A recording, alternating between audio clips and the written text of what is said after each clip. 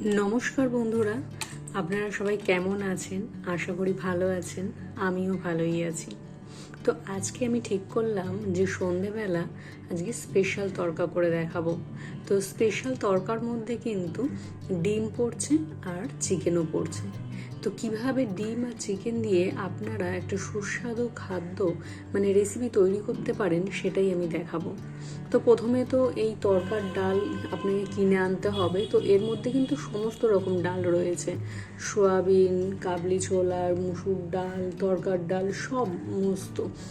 তো এই ডালটা আগে কিনে এনে তো সেটা আপনাকে আপনার পরিমাণ মতো ভিজিয়ে দেবেন, ভালো করে ভিজিয়ে ধুয়ে নেবেন। ধুয়ে নিয়ে আপনাকে প্রেসারে দিয়ে দিতে হবে। প্রেসারে 3-4টে আপনি সিটি দেবেন। 3-4টে সিটি কেন বলছি দিতে, কারণ এর মধ্যে ওই রাজমা আছে।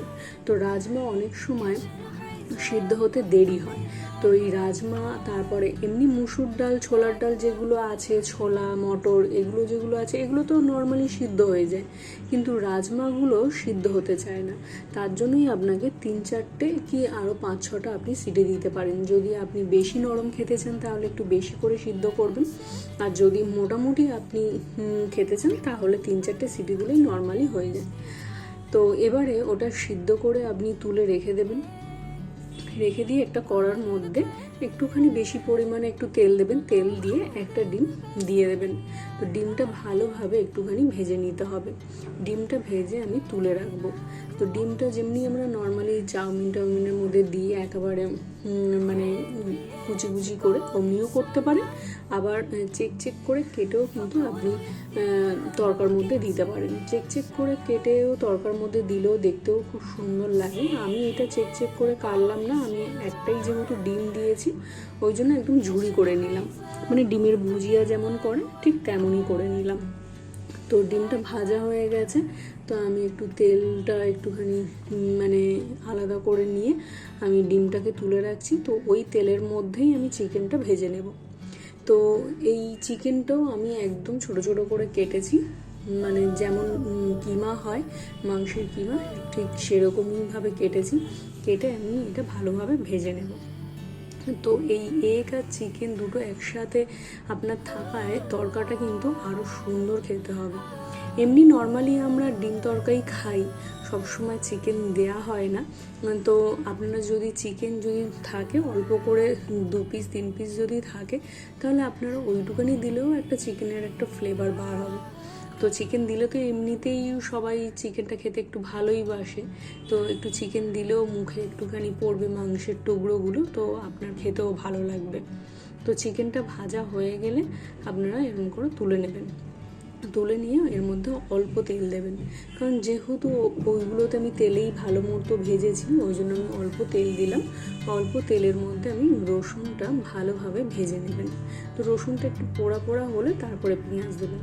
যেহেতু আমি মাংস, ডিম এগুলো ভেজেছি ওই জন্য কড়াতে একটু লেগে যাচ্ছিল, তো ওই জন্য আমি কড়াটা একটুখানি চেঁচে দিচ্ছিলাম।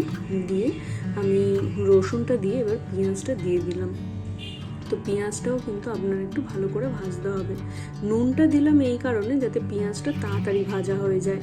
তো নুনটা দিয়ে আমি ওই একটা আমাদের সস ছিল গার্লিক আর আদার, তো সেই সসটা আমি শেষের দিকেই হয়ে গিয়েছিল, তো আমি ভাবলাম ওটা দিয়ে দিই অল্প করে। তো ওই জন্য ওটা অল্প করে দিয়ে দিলাম। রসুন তো আমি দিয়েছি, তো ভাবলাম যে এটা যখন আছে এটা অল্প করে দিয়ে দিই, তাহলে একটু টেস্টটাও হবে। তো আমি যেহেতু বেশি তেল দিইনি, যেহেতু ওইগুলোতে আমার বেশি তেল দেওয়া আছে ওই জন্য আমি এখানে মোটামুটি তেল দিয়েছি। ওই জন্য আবার একটু জল দিয়ে আবার একটু নাড়লাম, আবার একটু টমেটো দিয়ে নিলাম। তো আপনারা জল নাও দিতে পারেন, নর্মালি টমেটোও দিয়ে দিতে পারেন। তো টমেটো দেওয়ার পরে আপনি আদাটা দিয়ে নেবেন। তো আদা দিয়ে ভালোভাবে কিন্তু আপনাদের কষাতে হবে যাতে কাঁচা গন্ধ না থাকে। তো এই সময় আপনাকে হলুদটা দিয়ে দিতে হবে। কষানোর সময় পেঁয়াজ রসুন কষানোর সময় হলুদটা দিয়ে নেবেন, তাহলে আর হলুদের আর একটা গন্ধ থাকবে না। অনেক সময় হলুদ যদি বেশি পড়ে যায় তো অনেক সময় গন্ধ হয়, তো সেই গন্ধটা আর হবে না। তো এর সাথে আপনারা যেমন ঝাল খান তেমন ঝাল দেবেন। আমি 2টো কাঁচা লঙ্কা চিড়ে দিয়েছি, আর আমাদের সানরাইসের তড়কার মশলা ছিল, সেই তড়কার মশলাটা আমি দিয়ে দিলাম। তড়কার মশলা ভালোভাবে নেড়ে আমি ডালটা দিয়ে দিয়েছি। তো ডালটা দিয়ে ভালো করে আপনাদেরকে কিন্তু মানে মেশাতে হবে। তো এটা তো মানে অসাধারণ খেতে লাগবে, আপনারা নিজেরা যদি খান তাহলে বুঝতেই পারবেন। তো এর মধ্যেই কিন্তু চিকেন, ডিম এগুলো সব আপনাকে দিয়ে দিতে হবে। তো এটা দেওয়ার ফলে কিন্তু অসাধারণ একটা গন্ধ বের হবে। তো দেখতেই পাচ্ছেন আমি এর মধ্যে আবার একটু ধনেপাতা দিয়ে দিলাম। আমি ডিম আর চিকেনটা কিন্তু দিয়েই দিয়েছিলাম, তো সেটা আমার ভিডিওটা করা হয়নি, তো ওই জন্য আপনাদেরকে দেখাতে পারলাম না। তো আমার এর মধ্যে কিন্তু চিকেন আর ডিমটা দেওয়া আছে। আর এই তরকাটা খেতে কিন্তু মানে অসাধারণ খেতে লাগে। আপনারা যদি বাড়িতে কেউ এরকম করে খান তাহলে বুঝতেই পারবেন যে কত সুন্দর খেতে লাগে।